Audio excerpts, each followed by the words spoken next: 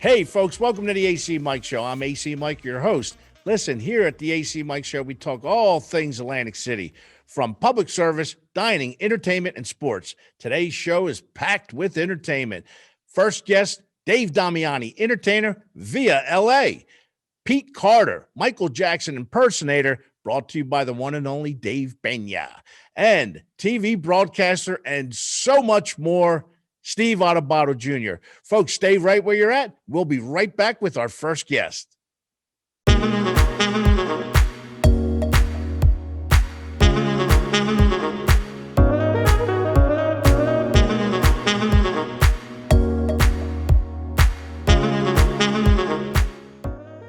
Hey, folks, welcome back to the ACMike Show. Listen, batting leadoff, we want to let you know this guy, not only is he a real ball player, but he's a tremendous entertainer, singer, maestro, I like to call him. My pal, via the West Coast, Dave Damiani. Dave, welcome to the ACMike Show. Mike, congratulations on the ACMike Show. I'm delighted to be a guest. I know you've been talking about having a show like this for a while, and I couldn't be happier and more proud of you. Congratulations on this wonderful show. Thank you very much. Appreciate it. We've been working together for a few years, whether it be running around Atlantic City, and got to meet you at Dante Hall, I guess about 2015 and 16, and just watched what you do, whether it was with Joe Piscopo, Bobby Rydell, it can go on and on, Mr. Benson. Dave, tell folks a little bit about you, where you're from, and how you made it out to the West Coast. Well, I made it out to the West Coast because I wanted to be a filmmaker. And I went to Temple University. And I studied film, and I wound up flying out to Atlanta for a little bit during the Olympics in '96. And then I wound up in San Francisco for a little bit for 8 months. And then I wound up in Los Angeles. And while I was out there, I got exposed to jazz music, which this happened later in life. And then I just literally started listening to standards and the Great American Songbook and Frank Sinatra. I always listened to it, Nat King Cole and Bobby Rydell and Buddy Greco. And I don't know what happened. I just got this bug, and I went back to school while I was in Los Angeles, and I got a master's degree in music and started producing and performing and getting involved with arranging and just getting involved with music. It's just been a lifelong love that I never knew I really, really loved, but not to this extent. But I grew up in the Atlantic City area, little South Jersey, Cherry Hill. I was born in Camden. And I always heard about the 500 Club, and I've always heard about the great history of Atlantic City and how these great entertainers, a lot of them got their start here. And you know what? That's what happened with me too. Yep. So sit back a little bit so we can see that shirt. There you go. There's a shirt that I made these. It's Skinny D'Amato, Frank Sinatra, and Joe DiMaggio. They used to hang out at Skinny's 500 Club. Right. It was on Mississippi Avenue. And it's one of the conversations Dave and I have all the time. We're talking about history, Atlantic City, the future, the past, and getting to know some of those folks and meeting them. So Dave, as we move along, we want to touch briefly, because we don't have a lot of time here, but we got some briefly what it's been like to be an entertainer in the, the pandemic times. Well, it's been tough, but I've been using this time to produce artists and work with artists. And around Christmas, Haley Reinhart, who's a huge, huge star on Facebook and Instagram and YouTube, and you've just seen did a movie. Now she's got a feature film out on Netflix. We Can Be Heroes with Robert Rodriguez. But I got to produce 4 or 5 of her songs, including the song that we did, We Can Be Heroes, for the movie, and some Christmas stuff. And we got to perform together during the pandemic, and I got to use this time to get really good at Pro Tools and editing and recording vocalists. And then Sal the Voice Valentin from America's Got Talent, we just did a great show with him. We just produced a new album for him on my record label, Hard Knocks Records. And we've been just hustling, trying to record and put new content out because, the fact that we can't go out and perform live. And if you do, you really can't sell tickets because who knows. But it looks like now we're turning the corner, and hopefully all this hard work during the pandemic is going to pay off. And that's beautiful. Listen, you've mentioned a lot of great names there, and through you, I've gotten to meet them and hang out and see how a show is actually put together. And with my team here at Stockton University, I have been going to school the past like 6 years in an unbelievable way. I mean, again, hey, you're talking to a guy who spent 25 years in the can at the Department of Public Safety, which is a fancy name for the jail. And I'm not slighting it, but working with you and again with Stockton here and WOND, I do a radio show with a neighboring studio. It's been a lot of great fun.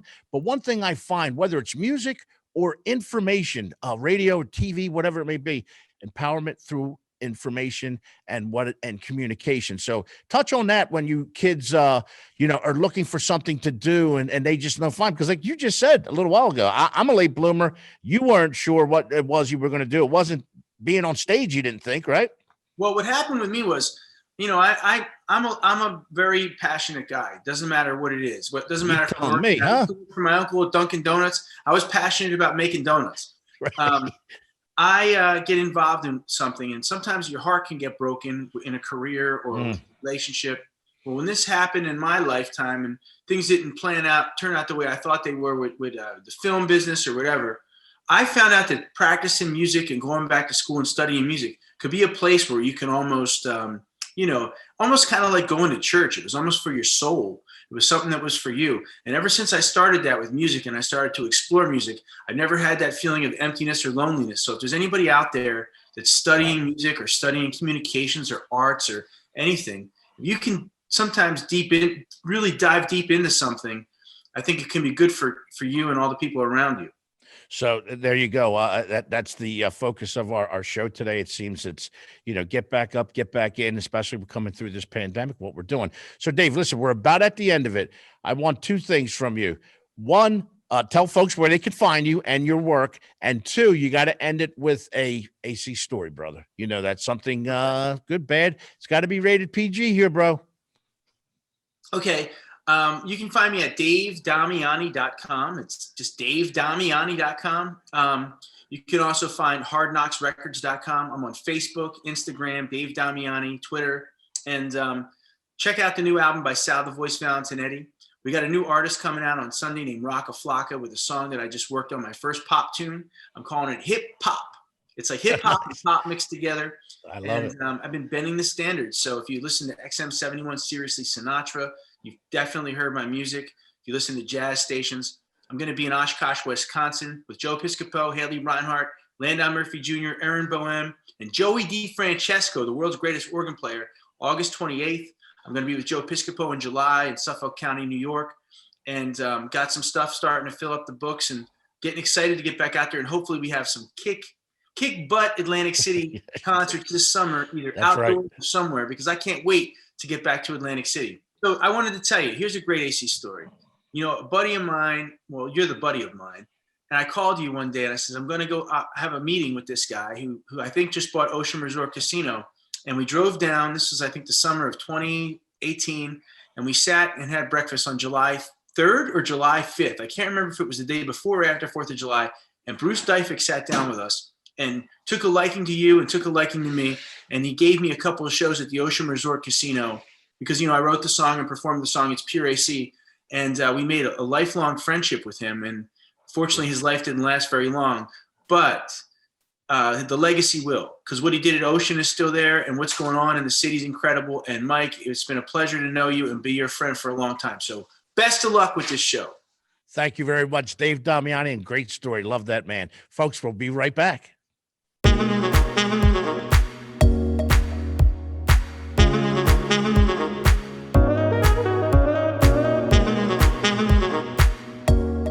Hey, folks, welcome back.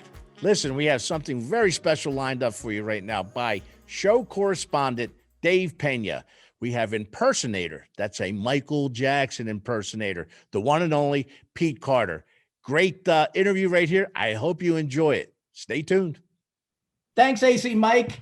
I am so excited to be bringing on our next guest. He probably has the most incredible, fun job you can imagine. He's a celebrity impersonator. He's best known as the premier Michael Jackson tribute and impersonator artist. He also does characters like Edward Scissorhands, Marilyn Manson, Pee Wee Herman, and many, many more. He's also created his own character called the Ghoul Master.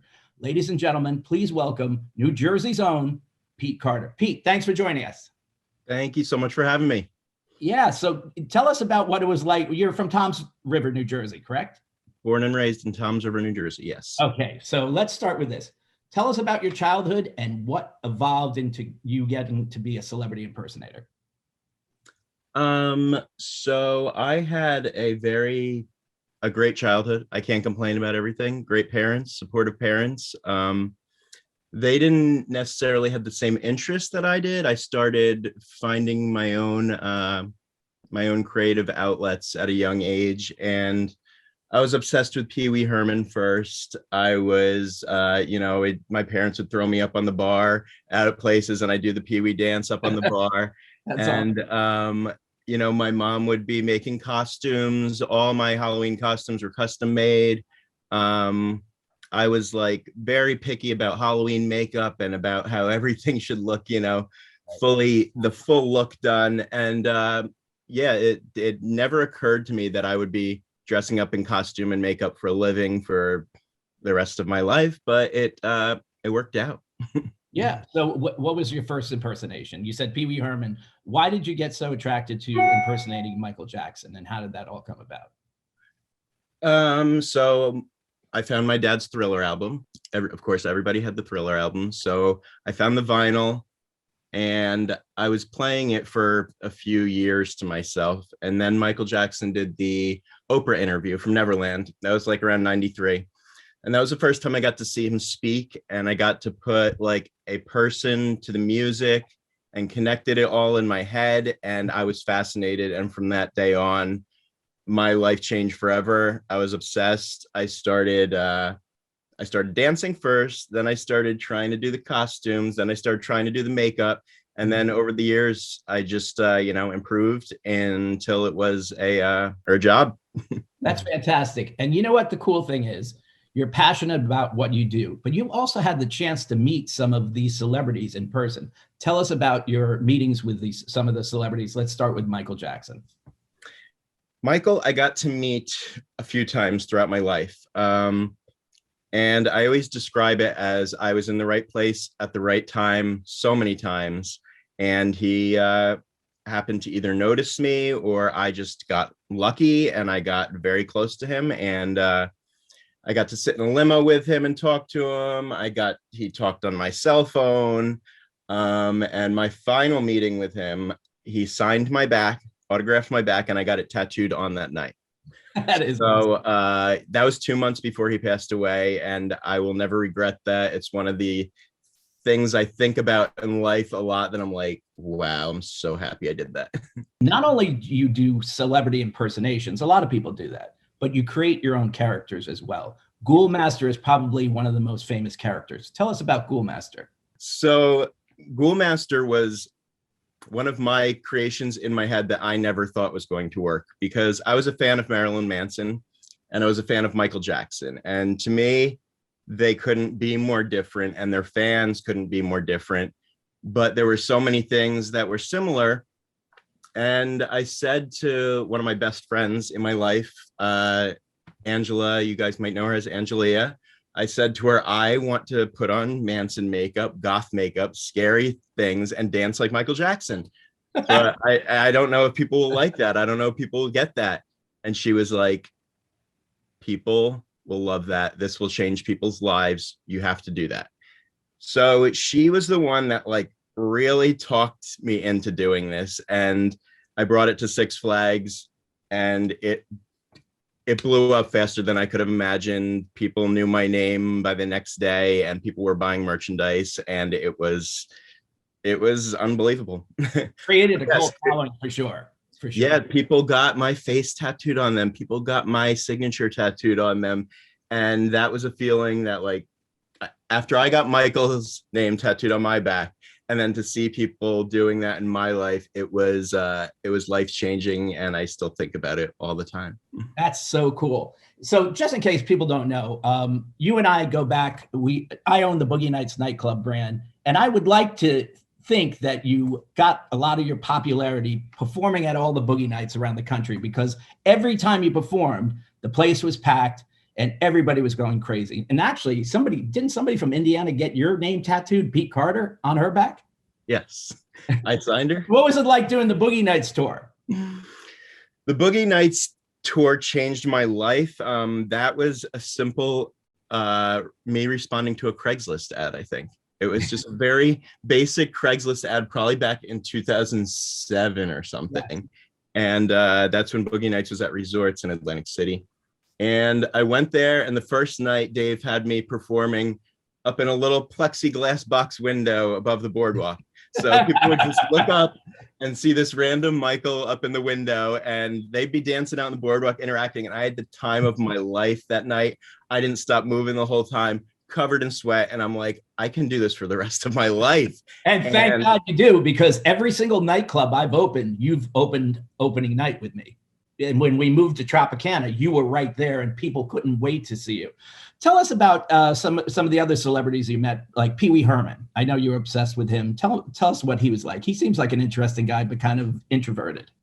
Yeah, so Paul Rubens was someone that, well, I knew him as Pee Wee, of course, through my whole childhood. Then there was Scandal, where I see him on the tabloids as like somebody else with a beard and with long hair. And I'm just like, so at that point, I was still young, and I was still putting it together in my head that these are all normal people that play characters that have normal lives. And some people don't like that. Some people don't like to see him out of Pee Wee costume. You know, some people don't. And I started to experience that. Some people fell in love with Ghoulmaster. They didn't want to see Pete Carter. Some people fell in love with Michael Jackson. They never wanted to see Pete Carter.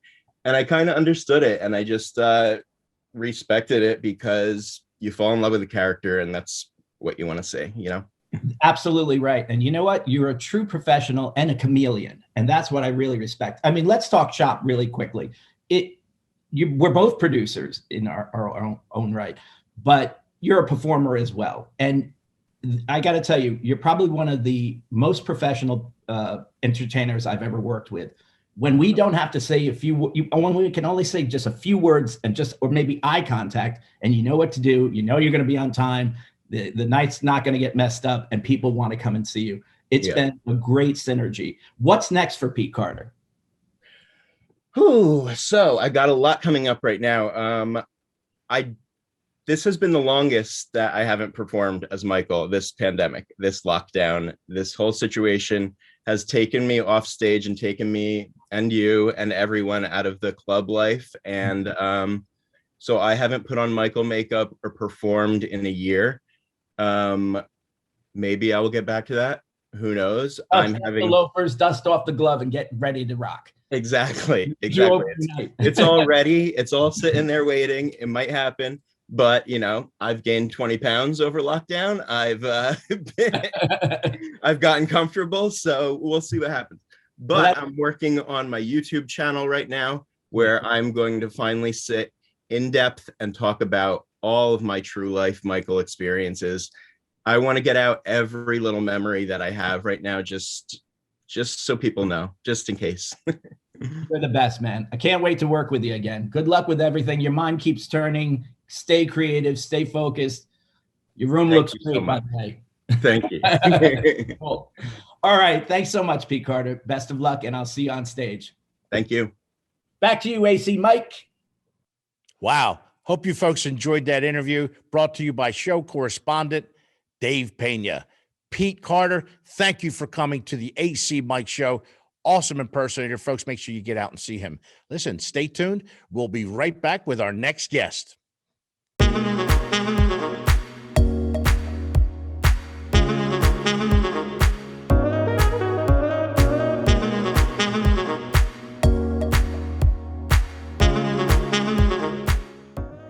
Hey, folks, welcome back to the ACMike Show here at Stockton University. Listen, we got you. We roped you in. We got the cleanup hitter here, Steve Adubato Jr., Emmy Award-winning TV host, and I can go on and on and on, broadcaster, author, motivational speaker, leadership communications coach, syndicated columnist, university lecturer, and what I don't know, I had to shake my head, the youngest legislator in the state of New Jersey at the time. Is that still standing? Steve, welcome to the ACMike Show. Yeah, thank you, Mike. It's an honor to be with you. That's back in the day. I was, two things I want to clarify. 25, running for the state legislature, youngest member elected to the state legislature. 2 years later, youngest member to lose his seat in the state legislature in a 1985 landslide with then Governor Tom Kean, who was a great friend. He happened to run on the other ticket at the time. The other thing is, did you mention, you mentioned cleanup, right? Yeah, I did. I got to tell you, I played football in high school. I wanted to play baseball. I was on a JV baseball team back in the day, Essex Catholic High School, Newark, New Jersey. Doesn't even exist anymore. I want to go on the record. It's in the record books. I batted 1 for 16. Mike, do you know what that average is? I would say it's below the Mendoza line. It's 066. I will never forget it. And no one has ever asked me to bat cleanup again. I just want to clarify that. They have me batting 10th in a 9-person lineup. Listen, here's your straight shooter, Steve Adubato Jr., being straight with us with about baseball. But you know what, football player, same here. I'm going to be honest with you. Wrestler and a football player. Baseball, that was like our summertime thing, and it did a little Babe Ruth. But hold on, Mike. Now that you opened up the Pandora's box, I can tell from just looking at you, and also because we're mutual friends with the great Frank Morano. He told me you're a great guy, you're a good guy, but you're a tough guy. So you wrestled, you played a little ball. When I played football, hold on one second. Look at this face right now. What position do you think I played? Middle linebacker, center, something like that. Hold on. You don't touch the money maker. No, I'm just the quarterback. I was a place kicker. Oh. I did not want to get hit. Right. Listen, well, back in our time, they may have been doing to you what they did to me. I was a straight on kicker. I kicked a little place kicking too. They used to throw a shoe out to me. They used to I had a square. Hold on, Mike. I had a square toe shoe. I had the only field goals in the Catholic Conference. I thought I was going to be the next Luke Rosa. I just dated myself. Holy smokes. But let's say my football career ended in college. That was it.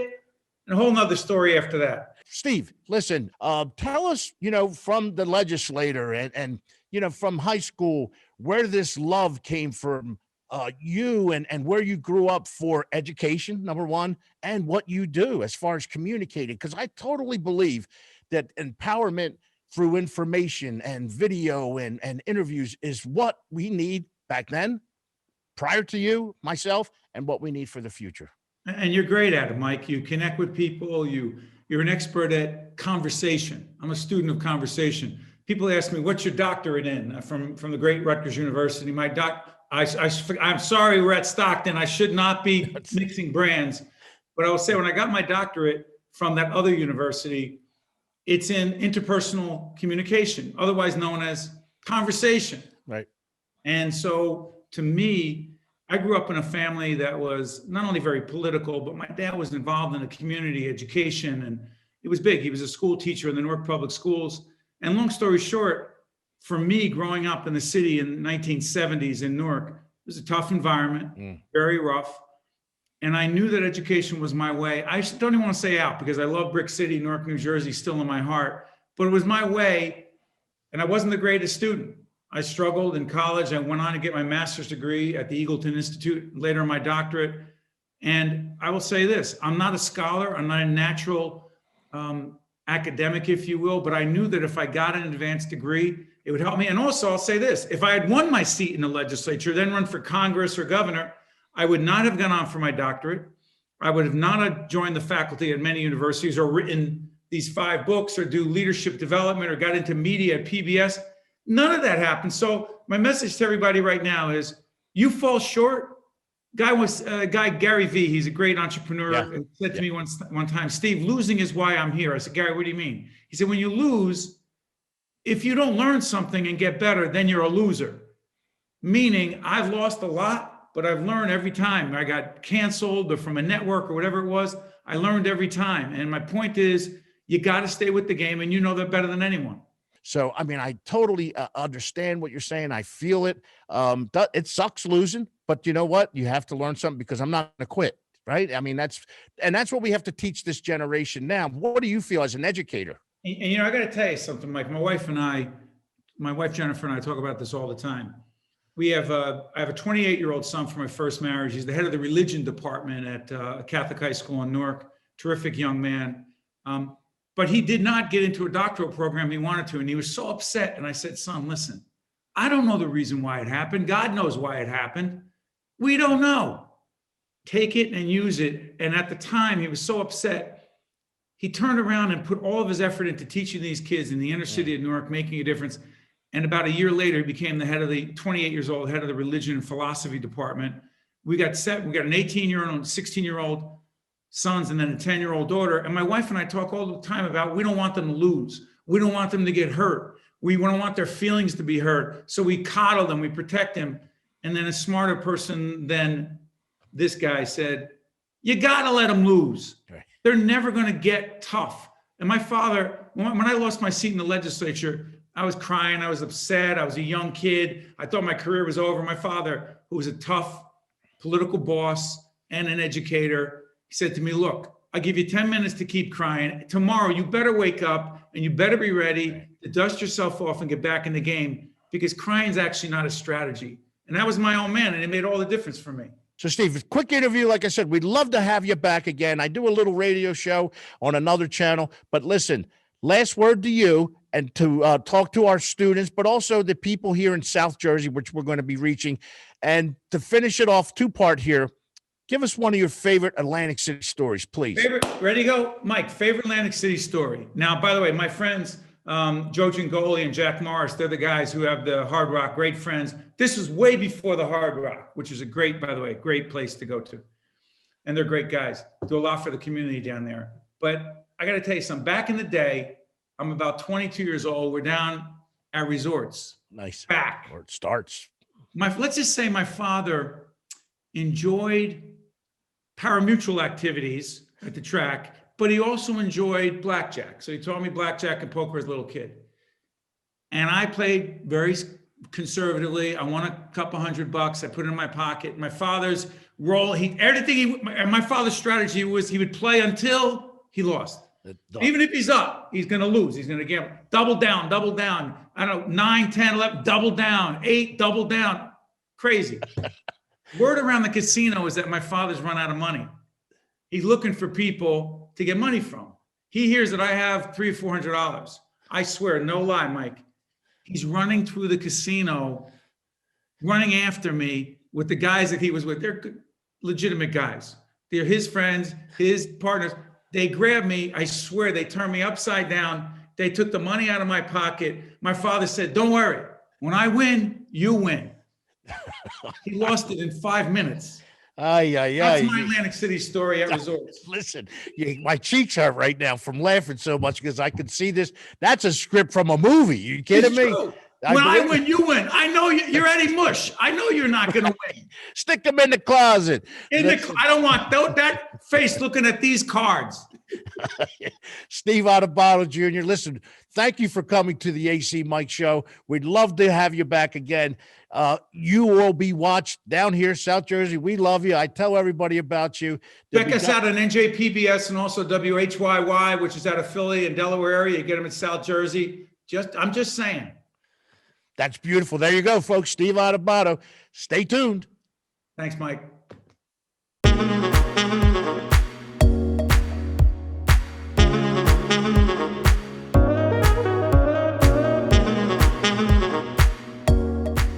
Hey, folks. Well, here we are. I want to thank each and every one of you for joining us on today's episode of the ACMike Show here at Stockton University. Listen, want to thank my guest, Dave Damiani, great entertainer, Pete Carter, brought to you by show correspondent Dave Benya, and TV broadcaster, and so much more, Steve Adubato Jr. Folks, if you want to find ACMike, you can find me on Facebook, Instagram. We'll get you there, and you'll see what's happening in Atlantic City. Thank you to Stockton University and each and every one of you. I hope you have a blessed day. And listen, make sure you live, work, play AC. See you on the 48.